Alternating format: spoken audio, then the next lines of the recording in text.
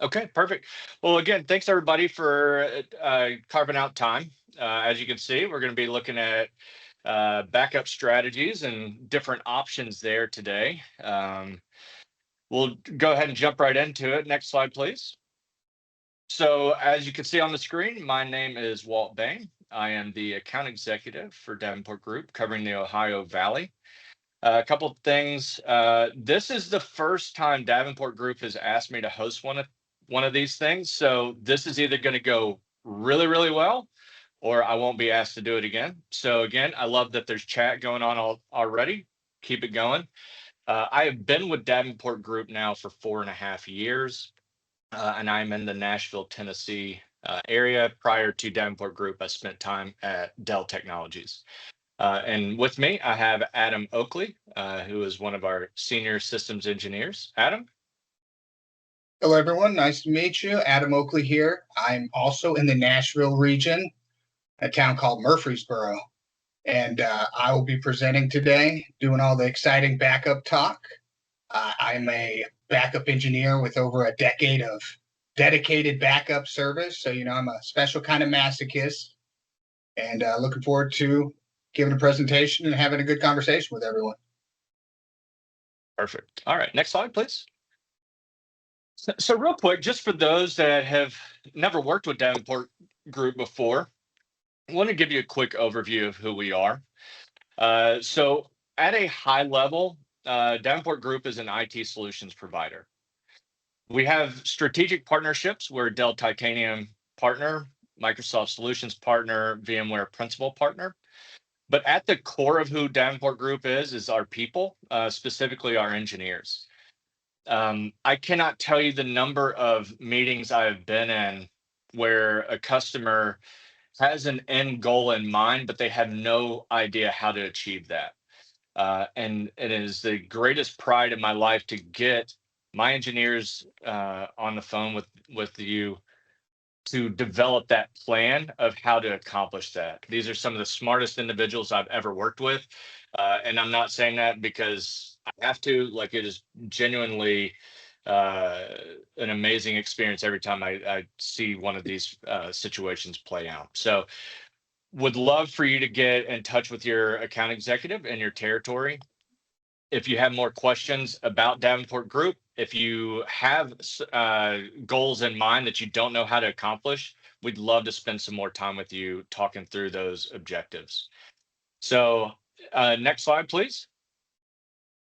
We're going to go ahead and jump into our presentation. I'm going to hand the mic over to Adam, but really, really want this to be interactive. We're doing this so that you guys came with questions. We want those questions to be answered. So if you want to post in the chat, come off mute, whatever it is. Again, this is my first time. I would love for you to make me look good and that this is the most interactive webinar we've ever had. If you don't have chat, some policies don't allow the chat. Again, raise your hand, come off mute, whatever that is.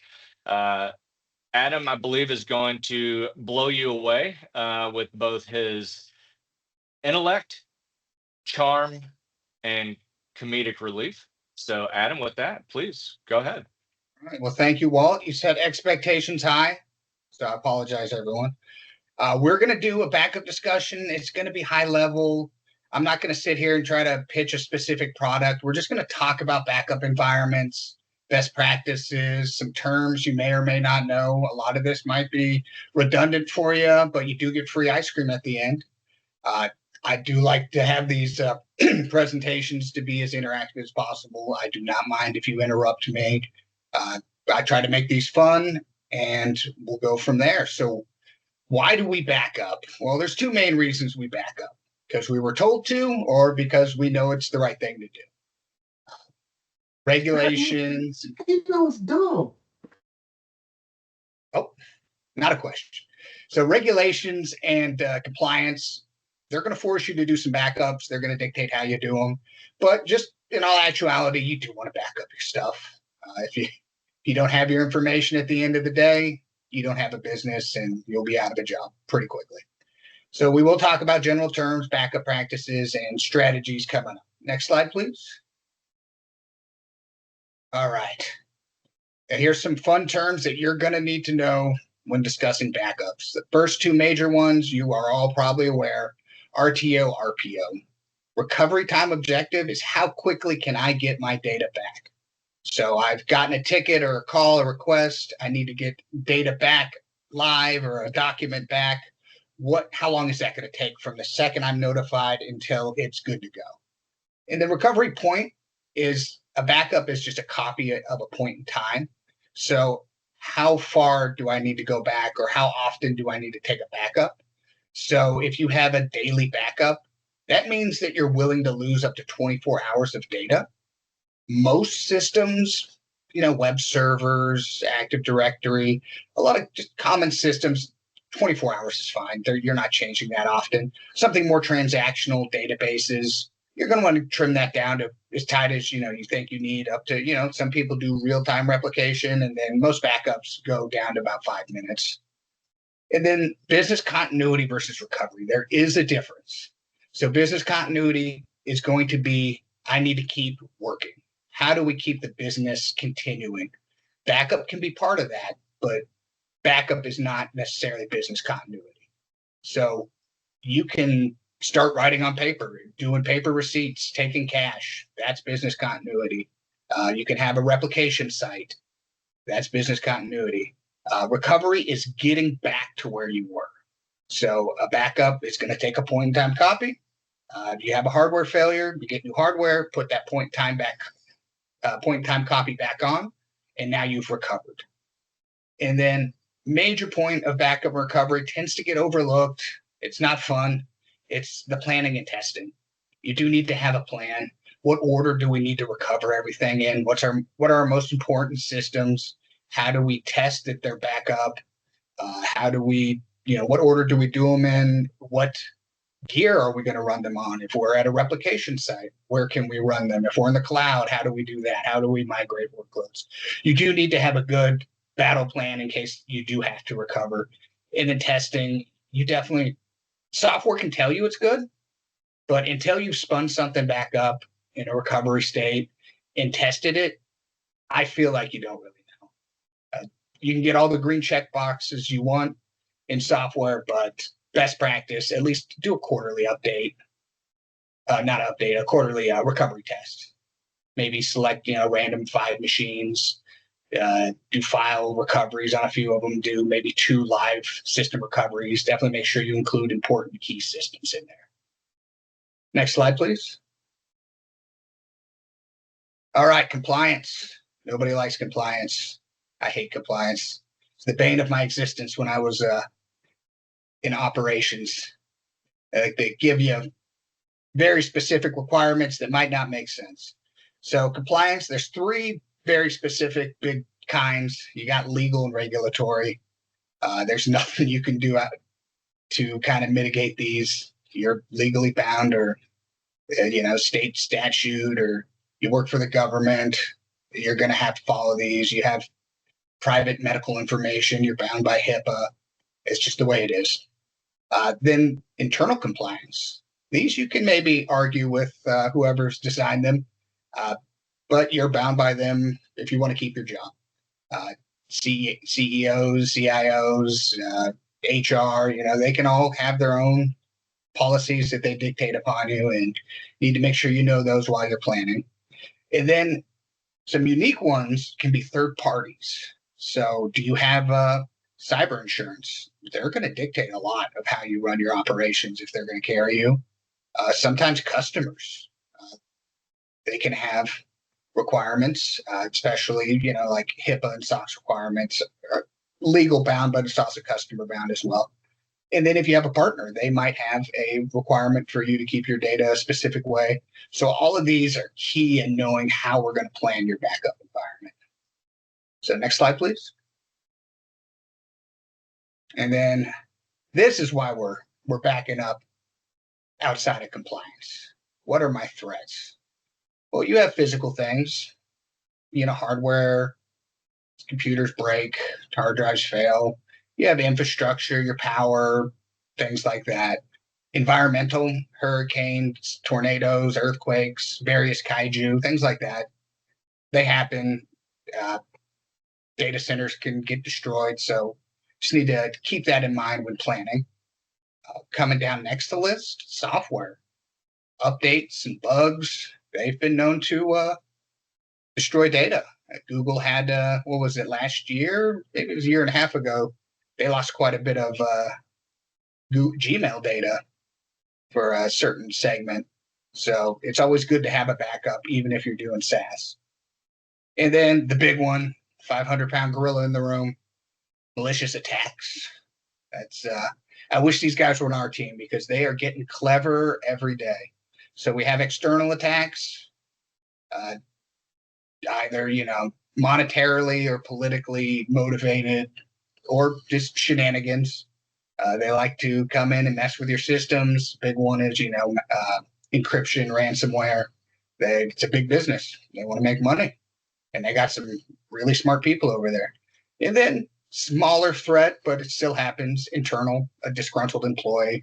You do want to have measures in place for that. Next slide, please.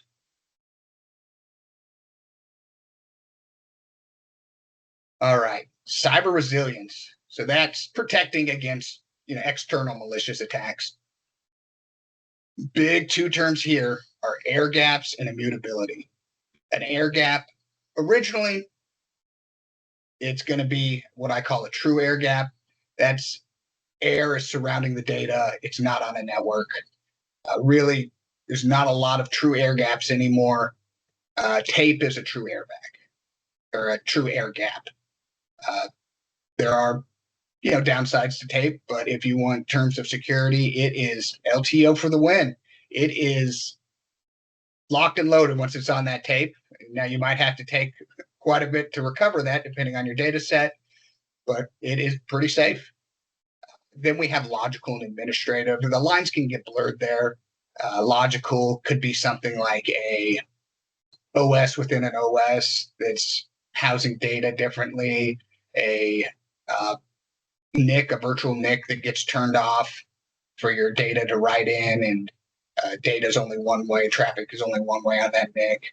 And you got things like administrative, so you'll have layers where whatever's writing the data can only write data, and internally to get to the true system where the storage is for your backups requires maybe a physical connection. So those are different types of air gaps. Then immutability. That's another big keyword you've all probably heard 500 times this year. And mutability is making data not changeable. If those are the most eloquent words I can find. So we have front end and back end. Front end is your orchestrator. So most backup products you can break into two pieces. Sometimes they combine them. You have what's called an orchestrator, and that's the front end software. That's where you interact with it and you tell it, hey, I want to back up my SQL server this often. I want to put it on this storage. That's your orchestrator. And you can put immutability in there. That's the less key version of immutability. The more important one is going to be your backend. And that's any type of storage you write on that has an immutability built in. So if you're doing like a front end immutability, but you're writing it to a VM, well, you can just get into your hypervisor and encrypt that. But if you have a back-end immutability on a piece of hardware, there's a lot less they can do with it, and it will protect you quite a bit more. So next slide, please. Hey, Adam, real quick before you move on. Yes, sir. Because I hear these terms quite a bit, right, working with folks. Is there one that's more important than the other between air gap or immutability? You're going to have different compliance requirements. And I'm seeing a lot more immutability as a kind of a hard rule to get. So I would say immutability is maybe more key. Air gap tends to be more complicated, and to get a true air gap, it's a lot more difficult to set up and maintain. And then your systems are, offline doing updates, things like that. So it adds more complexity where immutability is just kind of built into the product, and once it's set up, you're pretty good. Okay. All right. So now we're going to differentiate between copies, retention, and archive.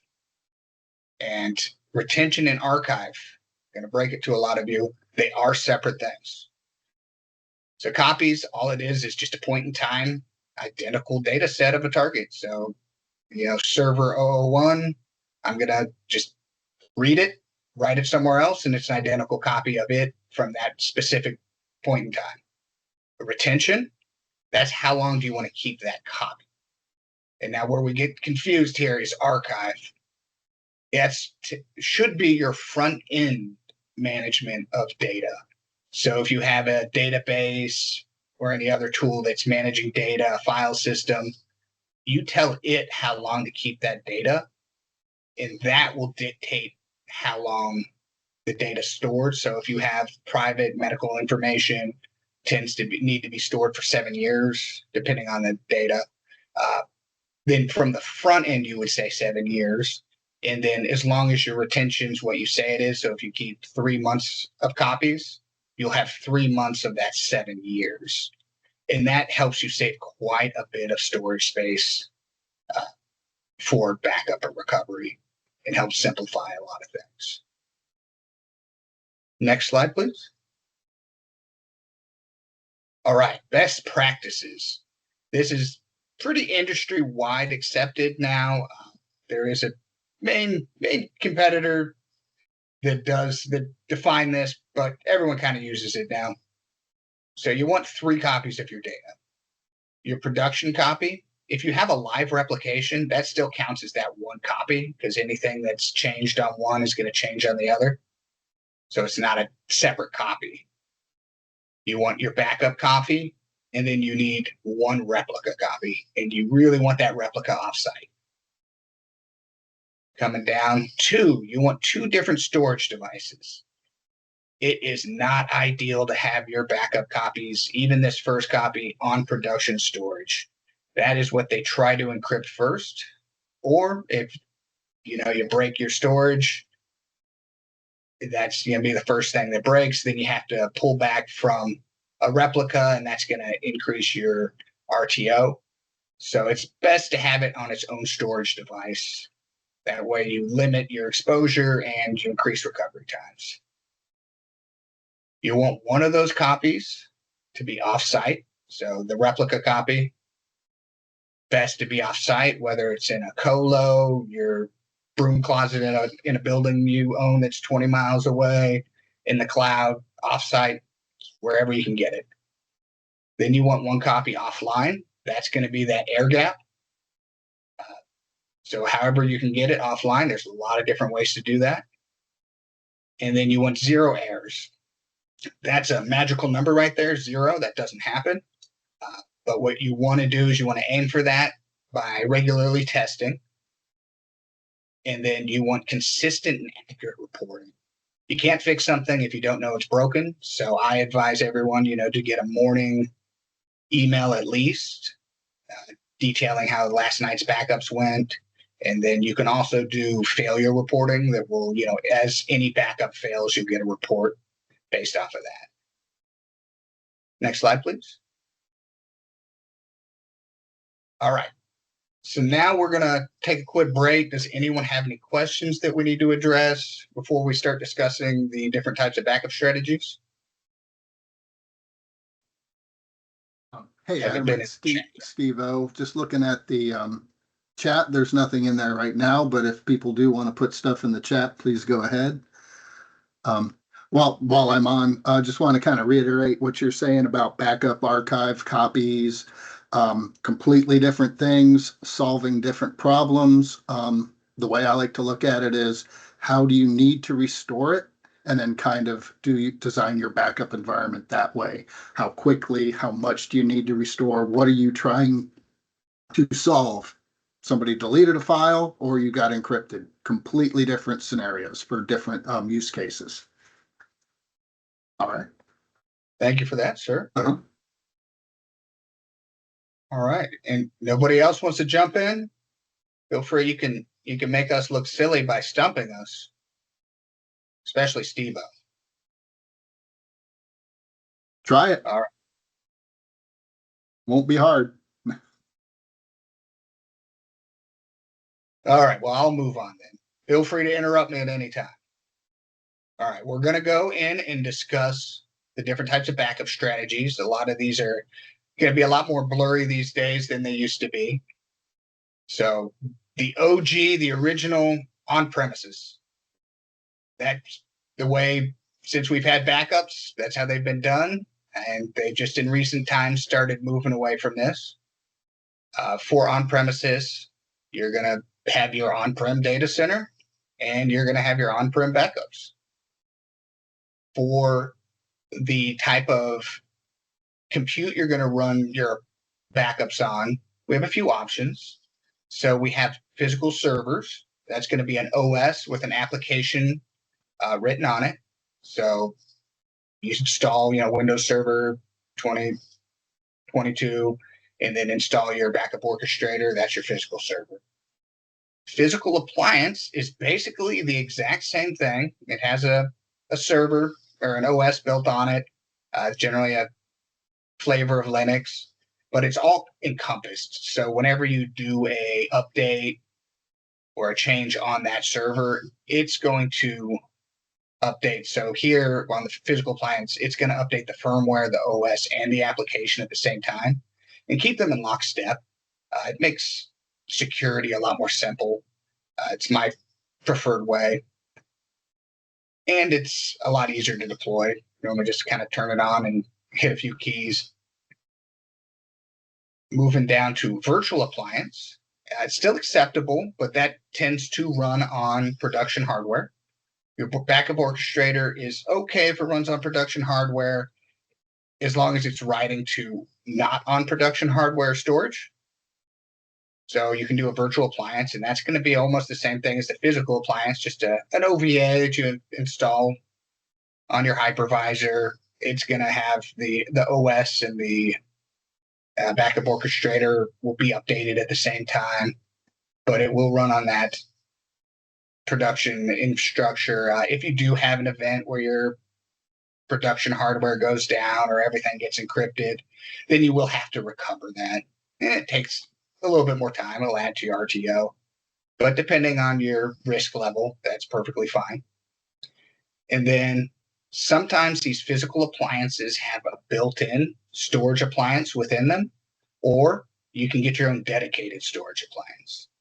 Key features you're going to want from your storage appliance are deduplication.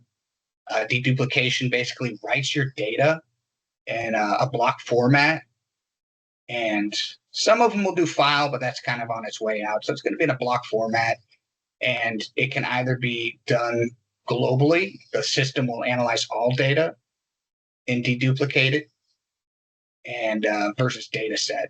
So deduplication, if you have 10 copies of Windows Server running and they're all real similar, well, you're only going to have basically one copy of Windows stored on your storage device because the way it stores it. So, and then if you do data set, that won't give you quite as good as deduplication because a lot of the data won't cross deduplicate. Client-side deduplication, it's a fun feature. It will push some of the compute onto the agents that are from the orchestrator and doing the backups. That will allow you to both speed up the writes, and it will allow you to decrease network traffic quite a bit. Data domains, my favorite dedicated storage device right now.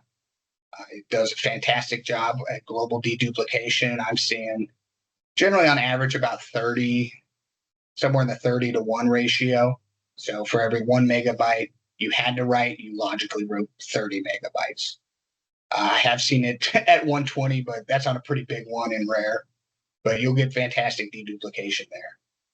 Immutability, you definitely want to make sure your storage appliance has the ability. Maybe you don't want deduplicate or immutability today. That's something you want in the future. You're going to want it. So I would definitely make sure that's a feature that's built into any storage appliance you get. And even if you're not using it today. And then secondary on-prem, so a replication target. If you do need that for your replication, you don't have a colo, but you do have another small data center, a closet, something at an offsite location, you can add a secondary replication target. if you do have deduplication built in on your target, it can decrease the replication traffic drastically, and that'll help if you don't have a 10 gig dedicated dark fiber line or anything like that. Next slide, please. Hey, Adam, on the data domain, is that all flash? And are there benefits to having an all flash device? So the data domain is just now coming out with all flash. Okay. It's a new feature that they've just come out with.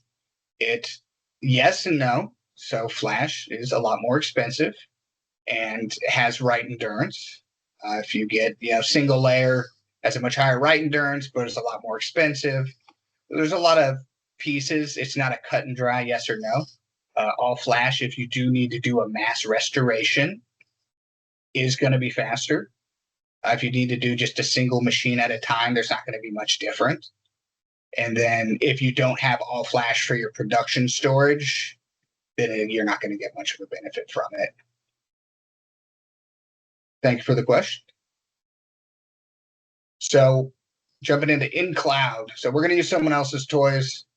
I don't like maintaining systems. I don't like going in there and updating firmware. I don't like updating software. It's boring. I don't want to do it. So software as a service. We'll let someone else do all that, and we'll just use their equipment. So, their software. I went from equipment, which is infrastructure, to platform. So software as a service. It's the easiest tool you can use. Deployment. There's almost no deployment. There's no hardware to deploy. You just need to get a licensing key, set up an account, and then install a little bit of software. And then new features just come out. You'll be in it one day, and you go in the next day, and you're like, oh, there's a new button here. And you'll have a new feature every now and then. And then as far as security, they add new features all the time. Sometimes they're free, sometimes they're not. But they're all added in the back end. It doesn't require extra hardware because it's software as a service. So if there is a really compute heavy new feature that you would like, we'll just get the license for it. And then their infrastructure, depending on your software as a service provider, we love Apex here. I think they just changed it back to PowerProtect Backup Service. They are constantly testing and pen testing, red teaming that their infrastructure and software, and it is about as secure as you can get. And like I said earlier, updates, you barely have to update. For Apex, any type of update you need to do, there's a single screen you go on, and you click checkbox to highlight all your software, and then you check a button, and it'll push update everything. Super simple. I'm a lazy admin. I don't want to do that, so I really appreciate that feature. With software as a service, it is near infinitely expandable. If you can max out their capacity, you're probably not our customer because you're about the size of Amazon or Google. So it's near infinitely expandable. It does require more internet bandwidth. You're pushing everything up there on the fly. Depending on your data set size, I have customers that have 100 megs, and that it works just fine for them. And there's different strategies around that. You can do an offline caching tool that helps you write everything back up. And then another feature could be good, could be bad, less control and ownership of your data. If you do have some kind of compliance policy that makes you have to keep data on-prem, or you have to be the only one that has ownership of the data. None of the SaaS tools have any type of, everything's encrypted on their end. They can't see it, but some people do have those requirements. And then with the ownership, most third-party tools won't work for a SaaS offering. Coming over to infrastructure as a service and platform as a service, those lines get blurred quite a bit. You're either on someone's hardware, or they have a hypervisor for you to play on, or a platform. It does give you more control and ownership than SaaS, but it's less than on-prem. You're on someone else's gear, and it tends to be a lot more maintenance intensive and more complex to set up. Generally, I advise against this one unless you have very specific needs. Next slide, please. Hybrid. So we're going to choose our own adventure here. You have potential cost savings where maybe this product does this the cheapest and this cloud offering is the cheapest over here. So if you go down that route, you might be able to save some money. Potentially, you could have the best fit. Maybe this software, does exactly what you needed here, but this storage over here has access where you need it. So potentially you could have, but it's a lot more effort. And so both the architecture and maintenance and things like that. And then finally, vendor contention. Yeah, senior. Exactly. I know with vendors, once you get too many in the mix and something goes wrong, they all like to do the Spider-Man meme. It's Microsoft. No, it's Dell's fault. It's VMware's fault. I've been in quite a few of those battles. So if you are kind of cross-pollinating a lot of different companies' products, you might run into that. Next slide, please. All right, fully managed. We'll let someone else do the work. I know a lot of you are wearing a lot of hats. Like a giant sombrero and some top hats on the side, maybe a cowboy hat and a couple baseball hats. You're doing a lot of different jobs. Not many people want to do backup. That's oh. Matthew, are you saying that's you? Or are you asking a question? I was actually trying to click the wrong thing, but I was going to give a thumbs up. Yeah, that's definitely me though. So it takes a special kind of masochist to be a backup engineer, me and Steve-O. So, why not you let someone else do your work? So it's a lot less effort. Someone else is managing. You help them on the initial setup and they kind of do all the work from there. You're going to get a lot more expertise. Some of these products are complicated. Some of them are simple. But, I've been doing this dedicated for, I think, about 12 years now. And I might know a couple things that maybe you don't. And I'm sure you know 1,000 other things about every other part of infrastructure that I don't. But so you might get some more expertise on best practices, how to recover from certain situations. It's going to make your life a lot easier. And then we're going to know, best practices. We're going to stay on top of updates, patching, things like that. Maybe a con here is the vendors do dictate the practice, how they operate. So if you do have, a special custom request on how things are done, they might not be flexible to that. And then cost savings. How many hours is someone going to have to train to figure out how to use this equipment? How many hours is someone going to have to train to make sure it's secure and updated? How many hours are they going to have to spend, maintaining the hardware and the infrastructure? And then along with that, vendors, an MSP does get a volume discount because they are buying so many licenses. So that'll be factored into the pricing as well.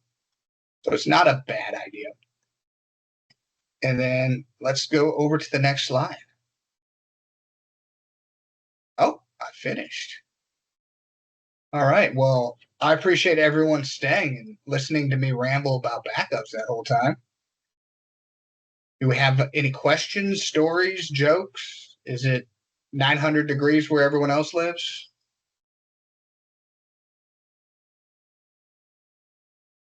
Okay. All right. So we Looks did like- have. Oh, go ahead, Adam. I think you saw it too. Comment So- in the chat is the biggest problem with MSPs is response time when issues or changes arose. So yeah, that can happen. So, vet your who you're working with, I guess, what your companies you're working with and what are their SLAs.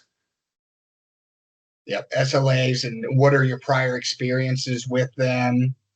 What are your expectations? And just make sure those are ironed out before you, jump into a contract.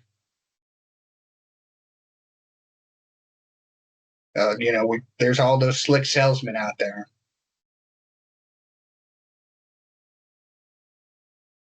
And what are some of the ways that you manage then that's maybe mitigate some of that?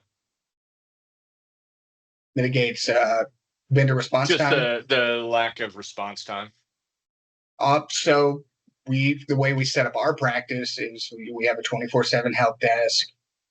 As long as everything is, so I'm not part of the help desk. I'm, tier 3. If they do Sure. need me, I can join in. Best practice with us would be, creating a ticket. When we do our MSP, we'll give you contact information, and if you do contact our help desk, then that starts a timer, and our help desk has to respond. If it is an emergency after hours, then we do have a phone to call. If that doesn't work for you, if someone doesn't answer our 24/7 phone, then we would recommend you call our AE. We haven't had that happen yet, but call your AE. If it's Walt, call him at any time you want, even if you're bored or lonely, and then he'll get onto remedying that for you. It's true. Cool. Sorry, I know I put you on the spot there, but yeah, I No, appreciate it. no problem. I appreciate that. And then Davenport, some of you have worked with us before. Our strategy is that if you succeed, we succeed, because you're going to end up buying more from us. So we treat our relationships very tightly. We want you to succeed. We want our products that we do sell you and set up for you to succeed. So if anything, that you've gotten through us isn't working out, we're going to try our best to make sure it does work out. Yeah. Any other questions? Anybody have any great experience? Patrick, I saw where you talked about the Apex Druva product, which we've done quite a few installs. Anything else anybody else is seeing?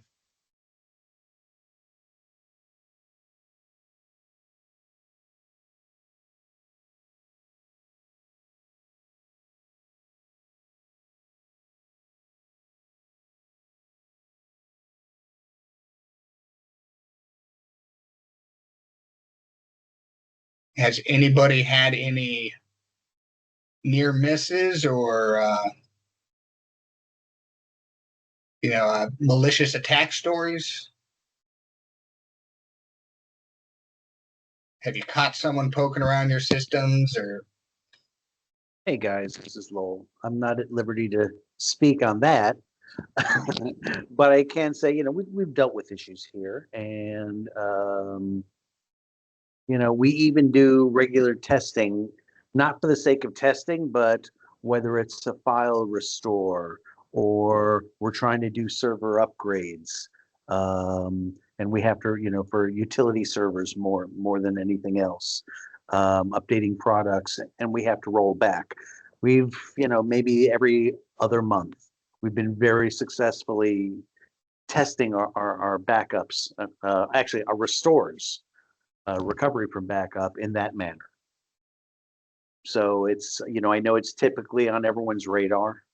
Test your backups, otherwise they're useless.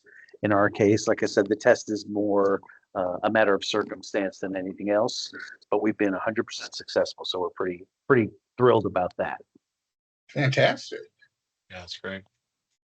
My comment sure. earlier about the MSP was we actually, when I came on board, I found out we had an backup service provider, and they were supposed to be fully managing our backups for us. But no one was really holding them accountable. So at some point, we started doing all of our backups, doing the work itself. And it was just kind of on their infrastructure. And then we found out, well, God, if we're doing the work, it's just easier for us to continue to do it and eventually maybe bring the services back in-house or bring the licensing in-house and put our own cloud solution in place for offsite. Again, it goes back to revisiting your systems constantly. Don't just set it and forget it. Correct. That's a great bit of advice there.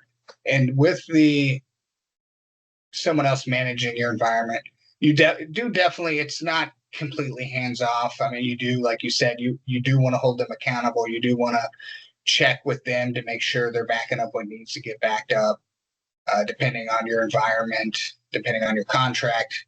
And if you spin up a new machine or shut down and change a server to something else, maybe the MSP is not aware. So you definitely want a good line of communication with your MSP. Make sure they're doing what you want them to. Agreed. And one thing we had put in place was the alerts. We get alerts just like they do for any kind of a failed job. And I noticed if the alerts were coming in, okay, one day, you give them time. But when they started, the same alert was happening 2 and 3 days in a row. That's when I started really holding them accountable, because why am I taking action on these things if they're supposed to be our provider? They need to take action when they see the alert the first time. If I'm not responsible for it immediately, I can let it go another day and see if it happens again. But they should be validating that every single time any failure occurs. Yes, sir. And I think that was the biggest misgiving is, again, just, oh, well, it'll happen. They said to us, well, it sometimes happens and corrects itself. So we wait a day or two before we look at it. Oh, yeah. See, with our practice, we have ad hoc failure reports that come out. So per machine, the failure comes into our ticketing system, creates a ticket, and assigns it.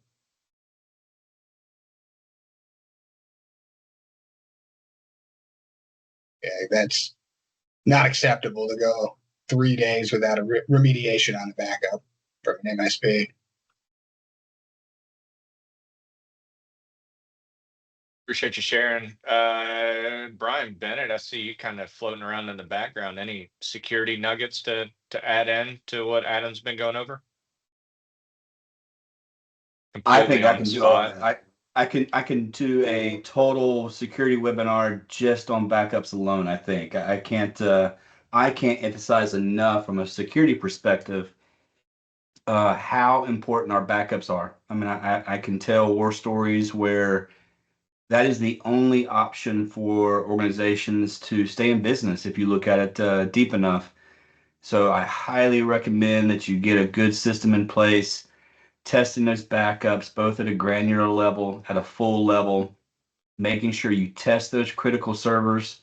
I mean, this is what, as a previous IT director, I mean, this is what we invest in to be our safety net. And if we're not testing them and putting those through the motion, we're doing ourselves and organizations a huge injustice, because I have seen plenty of times when backups, the emails said that they passed and that they were complete, but when we went to go use them, they weren't viable. And that makes for some very bad and long days, I can tell you from personal experience. So definitely, this is a good webinar, good information, Adam. And definitely to everyone out there, just to make sure that if you don't have a backup testing strategy, a test plan, have someone working with you or doing your backups for you. Like Adam mentioned, it's definitely worth finding that partner or getting those type of processes in place. Yes, thank you for on the spot. Yeah, thank you. Good thing I was not. Hey, thanks for being here. Thanks for being here. Any other questions before we move on?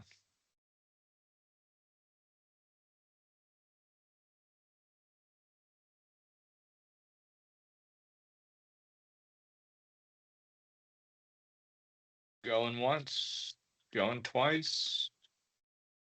All right, next slide. Oh, Reds fans. No? Any Reds fans? Great question. All right, so even during this, guy messaged about setting up a meeting with Adam to look at current backup strategies. Guys, this is a great, well, one, it's a reward. You'll be entered into a raffle to win a Uni pizza oven. But take a meeting, have Adam, have Steve-O come in and let's take a look at what you got going on currently, where your holes are. We are here to assist you. Again, we're here to serve you, to consult with you. So if you have questions after today, please take a meeting. I think we'll have the raffle open for about 30 days. So if you want to take a meeting, again, reach out to your account executive in your territory, schedule that time. Once the meeting happens, be entered into the raffle. If you don't know who your account executive is, let us know. Can get you in touch with them. No problem at all. And then next slide. The ice cream. Again, why at least half of you are here today is for your ice cream. So you should be receiving the ice cream within the next 3 to 4 days. Grubhub gift cards, if you selected that to go buy ice cream from somewhere else, you should be receiving that email tomorrow. So if you have any questions about that, again, that we really appreciate you showing up today. This is the least that we can do is as a thank you to you guys for joining us today. Adam, any parting words you have for everybody before we let everybody get back to their busy schedules? I gave everyone too much time back. I should have talked like Ben Stein, a little bit slower. I appreciate everyone's time. Thank you for joining us. Thank you for the questions and the commentary. Thank Great. you all. All right, perfect. Well, thank you guys. I don't think we have anything else. It shows one more slide. Is there anything on it that I missed? Thank you. All right, perfect. That's what we wanted. Again, please reach out to us. We're here to support you, to support your businesses, your cities, states, whatever line of work you're in. We are here to support you guys. So again, really appreciate your time this afternoon, and we'll look forward to hearing from you soon.